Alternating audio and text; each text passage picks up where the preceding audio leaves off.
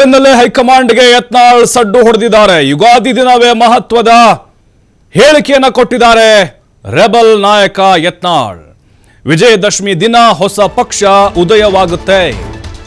ಯತ್ನಾಳ್ ಶಪಥ ಮಾಡಿದ್ದಾರೆ. ಹೊಸ ಪಕ್ಷದ ಉದಯ ಆಗೋದು ಪಕ್ಕ ಅಂತ ಮುನ್ಸೂಚನೆ ಕೊಟ್ಟಿದ್ದಾರೆ. ಯುಗಾದಿ ಹಬ್ಬದ ದಿನವೇ ಒಂದು ಮಹತ್ವದ ಹೇಳಿಕೆ ಇದು. ಉಚ್ಚಾಟಿತ ನಾಯಕ ಯತ್ನಾಳ್ ಅವರ ಘೋಷಣೆ ಇದು. ರಾಜ್ಯದಲ್ಲಿ ನನ್ನ ಬಗ್ಗೆ ಉತ್ತಮ ಅಭಿಪ್ರಾಯವಿದೆ. ಬೇರೆ ದೇಶದಿಂದಲೂ ಕನ್ನಡಿಗರು ಕರೆ ಮಾಡಿದ್ರು. ಹೊಸ ಪಕ್ಷ ಮಾಡಿದರೆ ಬೆಂಬಲ ನೀಡುವುದಾಗಿ ಹೇಳಿದ್ದಾರೆ. ಅಂದ್ರೆ ಹಿಂದುತ್ವದ ತಳಹದಿಯ ಪಕ್ಷ, ಹೊಸ ಪಕ್ಷ ಕಟ್ತೇನೆ ಅಂತ ಹೇಳಿ ಬಸನಗೌಡ ಪಾಟೀಲ್ ಯತ್ನಾಳ್ ಹೇಳಿದ್ದಾರೆ. ನಾನು ಪಕ್ಷ ವಿರೋಧಿ ಚಟುವಟಿಕೆ ಮಾಡಿಲ್ಲ. ನಾನೇನು ರಾಜ್ಯಸಭೆ ಚುನಾವಣೆಯಲ್ಲಿ ಏನು ಕ್ರಾಸ್ ವೋಟಿಂಗ್ ಮಾಡಿದ್ನಾ ಅಥವಾ ಭಿನ್ನಮತ ಚಟುವಟಿಕೆ ಮಾಡಿದ್ನಾ? ಸಿದ್ದರಾಮಯ್ಯ ಡಿ ಕೆ ಶಿವಕುಮಾರ್ ಜೊತೆ ಒಳ ಒಪ್ಪಂದ ಮಾಡಿಕೊಂಡ ಇಲ್ವಲ್ಲ. ನಾನು ಮಾಡಿದ್ದು ಯಡಿಯೂರಪ್ಪ ಆ್ಯಂಡ್ ಫ್ಯಾಮಿಲಿ ವಿರುದ್ಧ ಮಾತ್ರ ಹೋರಾಟ, ವ್ಯಕ್ತಿ ವಿರುದ್ಧವಾಗಿ ಮಾಡಿದ್ನ. ಪಕ್ಷ ವಿರೋಧಿ ಚಟುವಟಿಕೆ ಮಾಡಿಲ್ಲ. ಪಕ್ಷ ನನ್ನ ತಾಯಿ ಇದ್ದಂಗೆ. ನಾನು ನರೇಂದ್ರ ಮೋದಿ ಅವರು ವಿರುದ್ಧವಾಗಿ ಮಾತಾಡಿಲ್ಲ ನಾನು. ಹಾಗಾಗಿ ಪಕ್ಷ ವಿರೋಧಿ ಚಟುವಟಿಕೆ ಅಂತ ಹೇಗೆ ಹೇಳ್ತೀರಿ, ಶಿಸ್ತು ಉಲ್ಲಂಘನೆ ಅಂತ ಹೇಗೆ ಹೇಳ್ತೀರಿ ನೀವು ಅಂತ ಪ್ರಶ್ನೆ ಮಾಡಿದ್ದಾರೆ. ವಿಜೇಂದ್ರ ಕಾಂಗ್ರೆಸ್ ಜೊತೆಗೆ ಹೊಂದಾಣಿಕೆ ಮಾಡಿಕೊಂಡಿದ್ದಾನೆ. ಮುಂದಿನ ದಿನಗಳಲ್ಲಿ ಪಕ್ಷದಲ್ಲಿ ಬದಲಾವಣೆ ಆಗುತ್ತೆ ಅಂತ ಯತ್ನಾಳ್ ಹೇಳಿದ್ದಾರೆ. ನೋಡಿ, ಅವರ ಆ ನಿಲುವಿದೆಯಲ್ವಾ, ಆ ಸ್ಟ್ಯಾಂಡು ಅದು ಹಾಗೆ ಉಳಿದುಕೊಂಡಿದೆ. ಯಾಕಂದರೆ ಉಚ್ಚಾಟನೆ ಆಗಿದ್ದಾರೆ ಯತ್ನಾಳ್ ಅವರು. ಎಲ್ಲ ಇಳಿದು ಹೋಗ್ಬಿಡ್ತು ಯತ್ನಾಳ್ ಅವ್ರದ್ದು. ಆ ಆರ್ಭಟ ಆವೇಶ ಮೊದಲಿನ ಥರ ಇಲ್ಲ ಅಂತ ಬಹುತೇಕರು ಅಂದ್ಕೊಂಡಿದ್ರು. ಆದರೆ ಅವ್ರ ಮುಖದಲ್ಲಿ ಅದು ಕಾಣಿಸ್ತಾ ಇಲ್ಲ. ಆ ಸ್ಟೇಟ್ಮೆಂಟ್ಗಳಲ್ಲಿ ನೋಡ್ತಾ ಇದ್ದೀವಿ. ಅದೇ ಅಬ್ಬರ ಇದೆ ಯಡಿಯೂರಪ್ಪ ಹಾಗೆ ವಿಜಯೇಂದ್ರ ವಿರುದ್ಧ. ಭ್ರಷ್ಟ ಮುಖ್ಯಮಂತ್ರಿ ಆಗಿದ್ದಂಥವರು ಯಡಿಯೂರಪ್ಪ ಅಂತ ಹೇಳ್ತಾರೆ. ಈಗಲೂ ಅದನ್ನು ಹೇಳಿದ್ದಾರೆ. ವಿಜೇಂದ್ರ ವಿರುದ್ಧವೂ ಕಿಡಿಕಾರಿದ್ದಾರೆ. ತಂದೆಯ ಫೋರ್ಜರಿ ಸಹಿ ಮಾಡಿ ಜೈಲು ಪಾಲಾಗುವಂತೆ ಮಾಡಿದ್ದೇ ಇದೇ ವಿಜಯೇಂದ್ರ. ಹಾಗಾಗಿ ವಿಜಯದಶಮಿ ದಿನ ಒಂದು ಹೊಸ ಪಕ್ಷವನ್ನು ನಾವು ಘೋಷಣೆ ಮಾಡ್ತೀವಿ. ಅಂದರೆ ಈಗ ಆರಂಭದಲ್ಲಿ ಜನರ ಅಭಿಪ್ರಾಯವನ್ನು ಕಲೆ ಹಾಕ್ತೀವಿ. ರಾಜ್ಯದ ಎಲ್ಲ ಜಿಲ್ಲೆಗಳಿಗೆ ಹೋಗ್ತೀವಿ. ಬೇರೆ ಬೇರೆ ಕಡೆಯಿಂದ ಕರೆ ಬರ್ತಾ ಇದೆ. ಆರ್ಥಿಕವಾಗಿ ಸಹಾಯ ಮಾಡ್ತೀವಿ. ಒಂದು ಹಿಂದುತ್ವ ಪಕ್ಷ ಕಟ್ಟಿ ನೀವು ಅಂಥೇಳಿ ಹೇಳ್ತಾ ಇದ್ದಾರೆ ಅಭಿಮಾನಿಗಳು ಅಂಥೇಳಿ ಯತ್ನಾಳ್ ಹೇಳಿದ್ದಾರೆ. ಈ ಮೂಲಕ ಹೊಸ ಅಧ್ಯಾಯವನ್ನು ಬರಲಿಕ್ಕೆ ರೆಬಲ್ ನಾಯಕ ರೆಡಿಯಾಗಿದ್ದಾರೆ. ಜನಾಭಿಪ್ರಾಯ ಸಂಗ್ರಹ ಮಾಡ್ತೀವಿ. ನಾವು ಇಡೀ ರಾಜ್ಯದಲ್ಲಿ ನಾವು ಸುತ್ತಾಡ್ತೀವಿ. ಎಲ್ಲ ಕಡೆ ಜನ ಅಭಿಪ್ರಾಯ ತಗೋತೀವಿ. ಸಾಕಷ್ಟು ವಿದೇಶಗಳಿಂದ ಸಹ ಇವತ್ತು ನನಗೆ ಕರೆ ಬರ್ತಾ ಇದೆ, ಫೋನ್ ಬರ್ತಾ ಇವೆ. ನೀವು ಒಂದು ಪಕ್ಷ ಕಟ್ಟಿ ಹಣ ನಾವು ಕೊಳ್ಳಕ್ಕೆ ರೆಡಿ ಇದೀವಿ. ನೀನೇ ನಾನು ಶನಿದೇವರ ಒಂದು ದೇವಸ್ಥಾನದಲ್ಲಿದ್ದಾಗ ಬೆಂಗಳೂರಿನವರೊಬ್ಬರು ಬಂದು, ಅವರು ಎಲ್ಲಿ ಅಂದರೆ ಪ್ರಹ್ಲಾದ್ ಜೋಶಿ ಅವರು ಏನು ಅಪಾರ್ಟ್ಮೆಂಟ್ ಇದೆ ಬೆಂಗಳೂರಿನಲ್ಲಿ, ಅದರ ಪಕ್ಕದಲ್ಲಿ ಇರುವಂಥವ್ರು. ಅವ್ರು ಹೇಳಿದ್ರು, ಯತ್ನಾಡ್ರೆ ನೀವು ಒಂದು ಹೊಸ ಪಕ್ಷ ಕಟ್ಟ್ರಿ, ನಾನು ಮೊದಲನೇ 11 ಲಕ್ಷ ರೂಪಾಯಿ ನಿಮಗೆ ಪಕ್ಷ ಕಟ್ಟಲಿಕ್ಕೆ ಕೊಡ್ತೀನಿ ಅಂತ. ಹಿಂಗೆ ದೇಣಿಗೆಯಾಗಿ ಜನ ಕೊಡ್ಕೊಳ್ಳಿಕ್ಕೆ ತಯಾರಾಗ್ತಾ ಇದ್ದಾರೆ.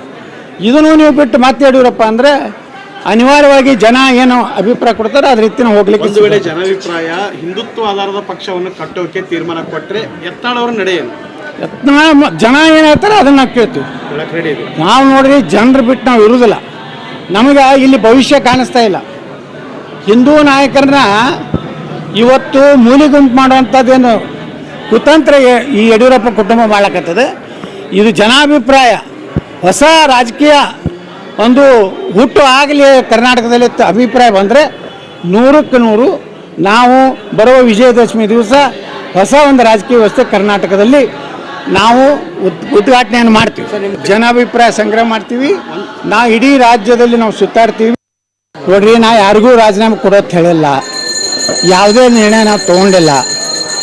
ಮುಂದಿನ ರಾಜ್ಯದ ಅಧ್ಯಕ್ಷರು ಏನು ಘೋಷಣೆ ಮಾಡ್ತಾರೆ ಅದರ ಮ್ಯಾಗ ನಮ್ಮ ಮುಂದಿನ ನಿರ್ಣಯ ಆಗ್ತದೆ.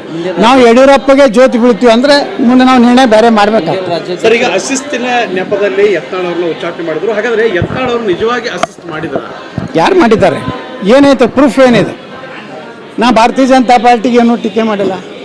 ನರೇಂದ್ರ ಮೋದಿಯವ್ರ ಬಗ್ಗೆ ಏನೂ ಮಾತಾಡಿಲ್ಲ. ಅಮಿತ್ ಶಾ ಅವ್ರ ಬಗ್ಗೆ ಮಾತಾಡಿಲ್ಲ. ಭಾರತೀಯ ಜನತಾ ಪಾರ್ಟಿಯ ತತ್ವ ಸಿದ್ಧಾಂತಗಳ ವಿರುದ್ಧ ನಾ ಮಾತಾಡಿಲ್ಲ. ಅಥವಾ ಭಾರತೀಯ ಜನತಾ ಪಾರ್ಟಿ ಅಧಿಕೃತ ಅಭ್ಯರ್ಥಿ ವಿರುದ್ಧ ರಾಜ್ಯಸಭೆಯಲ್ಲಿ ವಿಧಾನ ಪರಿಷತ್ನಲ್ಲಿ ವೋಟ್ ಹಾಕಿಲ್ಲ. ನಾನು ಕಾಂಗ್ರೆಸ್ ಅಥವಾ JDSನ ರಾಜಕೀಯ ಸಭೆಗಳಿಗೆ ಹೋಗಿಲ್ಲ. ಅವ್ರ ಜೊತೆಗೆ ಯಾವುದೇ ರೀತಿ ಕಾಂಗ್ರೆಸ್ನವ್ರ ಜೊತೆಗೆ ನಾ ಯಾವುದೇ ರೀತಿ ಇವತ್ತು ಅವ್ರ ಸಭೆಗೆ ಹೋಗೋದು, ಅವ್ರ ಜೊತೆಗೆ ನಾವು ಕಾಣಿಸೋದು, ಅಥವಾ ಕಾಂಗ್ರೆಸ್ಸಿನ ನಾಯಕರ ಜೊತೆಗೆ ನಾವಿವತ್ತು ಔತಣಕೂಟಕ್ಕೆ ಹೋಗೋದು ಮಾಡಿಲ್ಲ. ಹಾಗಾದ್ರೆ ನಾ ಹೆಂಗೆ ಪಕ್ಷ ವಿರೋಧಿ ಆಗ್ತೀನಿ? ನಾ ಯಡಿಯೂರಪ್ಪ ವಿರೋಧ ಇದ್ದೇನೆ. ಯಡಿಯೂರಪ್ಪ ಈ ರಾಜ್ಯದ ಉತ್ತರ ಕರ್ನಾಟಕ ಜನರಿಗೆ ದೊಡ್ಡ ಮೋಸ ಮಾಡಿದ್ದಾರೆ.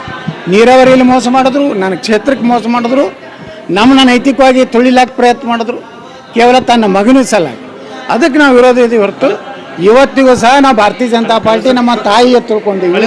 ನೋಡ್ರಿ, ನಾ ಯಾರಿಗೂ ಮತ್ತಷ್ಟು ಮಾಹಿತಿ ಕೊಡ್ತಾರೆ ನೇರ ಸಂಪರ್ಕದಲ್ಲಿ ನಮ್ಮ ಪ್ರತಿನಿಧಿ ರಾಕೇಶ್. ಯತ್ನಾಳ್ ಅವರ ಸಮರ ಮುಂದುವರೆದಿದೆ. ಯಡಿಯೂರಪ್ಪ ಮತ್ತು ವಿಜೇಂದ್ರ ವಿರುದ್ಧ ಹೊಸ ಪಕ್ಷದ ಸ್ಥಾಪನೆಯ ಒಂದು ಸೂಚನೆಯನ್ನು ಕೊಟ್ಟಿದ್ದಾರೆ. ಅಂದ್ರೆ ಮಹಾರಾಷ್ಟ್ರದ ರೀತಿ ಉದ್ಧವ್ ಠಾಕ್ರೆನೋ ಅಥವಾ ಏಕನಾಥ್ ಶಿಂಧೆನೋ ಇಲ್ಲಿ ಕರ್ನಾಟಕದಲ್ಲಿ ಆ ರೀತಿ ನಾಯಕ ಯತ್ನಾಳ್ ಅವರಲ್ಲಿ ಉದ್ಭವ ಆಗಬಹುದಾ, ಅಥವಾ ಇಲ್ಲಿ ಹಿಂದುತ್ವದ ತಳಹದಿ ಮೇಲೆ ಪಾರ್ಟಿ ಕಟ್ಟಿದ್ರೆ ಏನೆಲ್ಲ ಸಾಧ್ಯತೆಗಳು ಇರಬಹುದು, ಅದು ವರ್ಕೌಟ್ ಆಗಬಹುದಾ, ಯತ್ನಾಳ್ಗೆ ಏನು ಆಲೋಚನೆ ಇದೆ, ಜೊತೆಗೆ ಲೆಕ್ಕಾಚಾರಗಳು ಹೇಗೆ ಸಾಗುತ್ತಾ ಇರಬಹುದು ಅಂತ ಯತ್ನಾಳ್ ಟೀಮ್ನಲ್ಲಿ? ಪ್ರಭು, ಯತ್ನಾಳ್ ಅವರು ವಿಜಯದಶಮಿಯ ಬಳಿಕ ತಮ್ಮ ನಿರ್ಧಾರವನ್ನು ಪ್ರಕಟ ಮಾಡ್ತೇನೆ ಅನ್ನುವಂಥ ಮಾತನ್ನು ಹೇಳ್ಕೊಂಡಿದ್ರು. ಆದರೆ ಈಗ ಅದಕ್ಕೂ ಮೊದಲೇ ಯುಗಾದಿಗೆ ಆ ಶುಭ ಸಂದೇಶದ ವಿಚಾರವನ್ನು ಹೇಳ್ಕೊಂಡಿದ್ದಾರೆ. ಅಂದರೆ ಶುಭ ಸಂದೇಶ ಅಂದರೆ ಅವರಿಗೆ ಮಾತ್ರ ಅದು ಸೀಮಿತ ಆಗುತ್ತೆ ಅನ್ನುವಂಥ ಮಾತು ಬಿಜೆಪಿ ವಲಯದಲ್ಲಿ ಕೇಳಿಬರ್ತಾ ಇದೆ. ಬಹುತೇಕ ಈ ಪಕ್ಷ ಸ್ಥಾಪನೆಯ ವಿಚಾರ ಎಷ್ಟರ ಮಟ್ಟಿಗೆ ಮತ್ತು ಯಾಕೆ ಅನ್ನುವಂಥದ್ದನ್ನು ಅವಲೋಕನ ಮಾಡುವಂಥ ಸನ್ನಿವೇಶ ಇದಾಗ್ತಾ ಇದೆ. ಬಿಜೆಪಿಯಲ್ಲಿ ಈಗಾಗಲೇ ಇಂತಹ ಪಕ್ಷದ ವಿರುದ್ಧ ಸಿಡಿದು ನಿಂತು 10 ಹಲವು ಪಕ್ಷಗಳನ್ನು ಕಟ್ಟಿದಂಥವರು ಬಹಳಷ್ಟು ಮಂದಿ ಇದ್ದಾರೆ. ಅದರಲ್ಲಿ ಈ ಹಿಂದೆ ಮುಖ್ಯಮಂತ್ರಿ ಆಗಿದ್ದಂಥ ಯಡಿಯೂರಪ್ಪನವರು ಕೂಡ ಒಂದು ಕಾಲದಲ್ಲಿ KJP ಅನ್ನುವಂಥ ಪಕ್ಷವನ್ನು ಕಟ್ಟಿ ಬಿಜೆಪಿಗೆ ಪರ್ಯಾಯವಾಗುವಂತಹ ತಮ್ಮ ಮುನಿಸನ್ನು ಪ್ರದರ್ಶನ ಮಾಡೋದಕ್ಕೆ ಒಂದು ವೇದಿಕೆಯನ್ನು ಮಾಡಿಕೊಂಡಿದ್ರು. ಆ ಬಳಿಕ ಅದೇ ಪಕ್ಷ ಬಿಜೆಪಿ ಜೊತೆ ವಿಲೀನವಾಗಿ ಬಿಜೆಪಿಯೊಂದಿಗೆ ಬೆಳೆದು ಈಗ ಮುಂದುವರೆದಿರುವಂಥದ್ದು ಇತಿಹಾಸದ ಭಾಗ. ಸೊ ಅದೇ ರೀತಿ ರಾಮುಲು ಅವರು, ಶ್ರೀರಾಮುಲು ಅವರ ಜೊತೆಗೆ ಜನಾರ್ದನ್ ರೆಡ್ಡಿ ಅವರು ಸೇರಿದಂತೆ ಇನ್ನೂ 4-6 ಮಂದಿ ಈ ರೀತಿ ಪಕ್ಷ ಕಟ್ಟುವ ಪ್ರಯತ್ನವನ್ನು ಮಾಡಿ ಅದರಲ್ಲಿ ಎಡವಿ ನಿಂತವರು ಬಹಳ ಜಾಸ್ತಿ. ಸೊ ಅದೇ ಸಾಲಿಗೆ ಯತ್ನಾಳ್ ಅವರು ಸೇರ್ತಾರಾ ಅನ್ನುವಂತಹ ಪ್ರಶ್ನೆ ಮತ್ತೊಂದು ಕಡೆ ಕೇಳಿಬರ್ತಾ ಇದೆ. ಆದರೆ ಯತ್ನಾಳ್ ಅವರು ತಮ್ಮ ಪಕ್ಷದ ವಿಚಾರಧಾರೆಯಲ್ಲಿ ಪ್ರಮುಖವಾಗಿ 2 ವಿಚಾರಗಳನ್ನು ಪ್ರಸ್ತಾಪ ಮಾಡಿದ್ದಾರೆ. ಮೊದಲನೆಯದು, ಇದು ಕೇವಲ ಪಕ್ಷಕ್ಕೆ ಮತ್ತು ಅವರು ಕೊಟ್ಟಿರುವಂತಹ ಹೇಳಿಕೆಗಳಿಗೆ 2 ದ್ವಂದ್ವವಾದಂತಹ ನಿಲುವಿನ ವಿಚಾರಗಳು. ಯಾಕಂದರೆ ಇಲ್ಲಿ ಅವರು ನೇರವಾಗಿ ವಿಜೇಂದ್ರ ಅವರ ವಿರುದ್ಧ ಇರುವಂತಹ ಅಸಮಾಧಾನವನ್ನು ತೋಡಿಕೊಳ್ಳುವ ವಿಚಾರದ ಭಾಗವಾಗಿ ಪಕ್ಷವನ್ನು ಕಟ್ತೇನೆ ಅನ್ನೋದನ್ನು ಹೇಳ್ಕೊಂಡ್ರೆ, ಮತ್ತೊಂದು ಕಡೆ ಬಿಜೆಪಿ ಜೊತೆಗೆ ನಾನು ಇರ್ತೇನೆ ಅನ್ನುವಂಥ ಮಾತನ್ನು ಈ ಹಿಂದೆ ಹೇಳ್ಕೊಂಡಿದ್ರು. ಅಂದರೆ ಕೇವಲ 1 ದಿನದ ಹಿಂದೆ ಅಷ್ಟೇ ಇದ್ದರೂ ನಾನಿರುವವರೆಗೂ ಬಿಜೆಪಿ ಬಿಟ್ಟು ಬೇರೆ ಪಕ್ಷಕ್ಕೆ ಹೋಗಲ್ಲ ಅನ್ನುವಂಥ ಮಾತನ್ನು ಹೇಳಿದರು. ಸೊ ಅದರ ಬಳಿಕ 1 ದಿನದಲ್ಲಿ ಬದಲಾವಣೆ ಮಾಡಿಕೊಂಡು ಮತ್ತೊಂದು ಪಕ್ಷವನ್ನು ಕಟ್ಟುವ ಚಿಂತನೆಯನ್ನು ಮಾಡ್ತಿದ್ದೇನೆ ಅನ್ನುವಂಥ ಮಾತು ಹೇಳ್ತಿರುವುದು ಮತ್ತೊಂದು. ಸೊ ಇವೆರಡು ಕಾಂಟ್ರಡಿಕ್ಷನ್ಗಳು ಬೇರೆ ಬೇರೆ ಆಗೋದ್ರಿಂದಾಗಿ ಇದರ ಹೊರತುಪಡಿಸಿ ಈಗ ಅವರು ಪಕ್ಷವನ್ನು ಕಟ್ಟುವುದೇ ಆದಲ್ಲಿ ಹಿಂದುತ್ವದ ನೆಲೆಗಟ್ಟಿನಲ್ಲಿ ಅವರೂ ಜೊತೆಗೆ ಅವರ ಬೆಂಬಲಿಗರು ಅವರನ್ನು ಹಿಂದೂ ಲೀಡರ್ ಅನ್ನೋದನ್ನು ಕರೀಲಿಕ್ಕೆ ಶುರು ಮಾಡಿದರು. ಸೊ ಹಿಂದುತ್ವದ ಚಾಪಿನ ಮೇಲೆ ಹೊಸ ಪಕ್ಷವನ್ನು ಕಟ್ಟುವಂಥ ಪ್ರಯತ್ನವನ್ನು ಅವರು ಮಾಡ್ತೇನೆ ಅನ್ನುವ ಮಾತನ್ನು ಹೇಳ್ಕೊಂಡಿದ್ದಾರೆ. ರಾಜ್ಯದಲ್ಲಿ ಸದ್ಯದ ಪರಿಸ್ಥಿತಿಯಲ್ಲಿ ಅಲ್ಪಸಂಖ್ಯಾತರ ದೌರ್ಜನ್ಯಕ್ಕೆ ಅಥವಾ ಅಲ್ಪಸಂಖ್ಯಾತರ ತುಷ್ಟೀಕರಣದಿಂದಾಗಿ ಹಿಂದೂಗಳೇ ಈಗ ಅಲ್ಪಸಂಖ್ಯಾತರಾಗುವಂಥ ಸನ್ನಿವೇಶ ನಿರ್ಮಾಣ ಆಗ್ತಾ ಇದೆ. ಸೊ ಅಂಥವರ ಜೊತೆಗೆ ನಾನು ನಿಲ್ಲಬೇಕಾದಂಥ ಅನಿವಾರ್ಯತೆ ಇದೆ. ಆ ಹಿನ್ನೆಲೆಯಲ್ಲಿ ನಾನು ಹಿಂದೂ ಪರವಾದಂತಹ ಹಿಂದೂ ಚಿಂತನೆ ಉಳ್ಳಂಥ ಪಕ್ಷವನ್ನು ಕಟ್ಟುವಂಥ ಯೋಚನೆಯನ್ನು ಮಾಡ್ತೀನಿ ಅನ್ನುವಂಥ ಮಾತನ್ನು ಅವ್ರು ಹೇಳ್ಕೊಂಡಿದ್ದಾರೆ. ಹೀಗಾಗಿ ಹಿಂದುತ್ವ ಅನ್ನುವ ಒಂದೇ ವಿಚಾರವನ್ನು ಇಟ್ಟುಕೊಂಡು ಯತ್ನಾಳ್ ಪಕ್ಷವನ್ನು ಕಟ್ಟುವುದೇ ಆದರೆ ಕರ್ನಾಟಕದಾದ್ಯಂತ ಅದಕ್ಕೆ ಎಷ್ಟರ ಮಟ್ಟಿಗೆ ಬೆಂಬಲ ಸಿಗಬಹುದು. ಯಾಕಂದರೆ ಈಗಿನ ವಿಚಾರಧಾರೆಗಳನ್ನು ನೋಡ್ಕೊಂಡು ಹೋದಾಗ, ಜೊತೆಗೆ ಯತ್ನಾಳ್ ಅವರ ವೈಯಕ್ತಿಕ ವರ್ಚಸ್ಸನ್ನು ಗಮನಿಸಿದಾಗ ವ್ಯಕ್ತಿಯಾಗಿ ಅವರ ಸಾಧನೆ ಬಹಳ ಕಡಿಮೆ.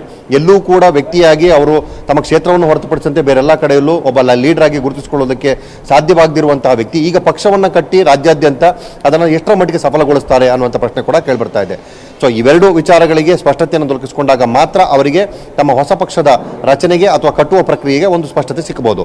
ಮತ್ತೆ ತಾವು ಹೇಳಿದ ಹಾಗೆ ಮಹಾರಾಷ್ಟ್ರದ ಮಾದರಿಯಲ್ಲೇ ಅವರು ಈಗ ಶಿವಸೇನಾ ಮಾದರಿಯ ಪಕ್ಷವನ್ನು ಕಟ್ತಾರೋ ಅಥವಾ ತಾವು ಹೇಳಿದ ಹಾಗೆ ಮತ್ತೊಂದು ಅಜಿತ್ ಪವಾರ್ ಅವರ ಲೆಕ್ಕದಲ್ಲಿ ಅಥವಾ ಶಿಂದೆ ಬಣವಾಗಿ ಬದಲಾಗುತ್ತೋ ಅನ್ನುವಂಥ ವಿಚಾರ ಏನಿದೆ, ಆ ರೀತಿ ಆಗುತ್ತೋ ಅನ್ನುವಂಥ ಪ್ರಶ್ನೆಗಳು ಕೂಡ ಎಲ್ಲ ಕಡೆ ಹುಟ್ಟುತ್ತಾ ಇದೆ.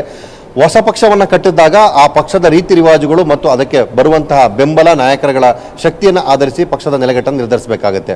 ಸೊ ಯತ್ನಾಳ್ ಇವೆಲ್ಲ ವಿಚಾರಗಳನ್ನು ಇಟ್ಟುಕೊಂಡು ಪಕ್ಷವನ್ನು ಕಟ್ಟೋದಕ್ಕೆ ಯೋಚನೆ ಮಾಡ್ತಿದ್ದಾರೋ ಅಥವಾ ಕೇವಲ ಹೇಳಿಕೆಯ ಭಾಗವಾಗಿ ಅಥವಾ ಬೆದರಿಕೆ ಅಸ್ತ್ರವಾಗಿ ಇದನ್ನು ಉಪಯೋಗಿಸ್ಕೊಳ್ತಿದ್ದಾರೋ ಅನ್ನೋದು ಕೂಡ ಗೊತ್ತಾಗ್ತಾ ಇಲ್ಲ ಅನ್ನುವಂಥದ್ದು ಅವರ ಮತ್ತೊಂದು ವಲಯದ ಗೆಳೆಯರ ಮಾತು.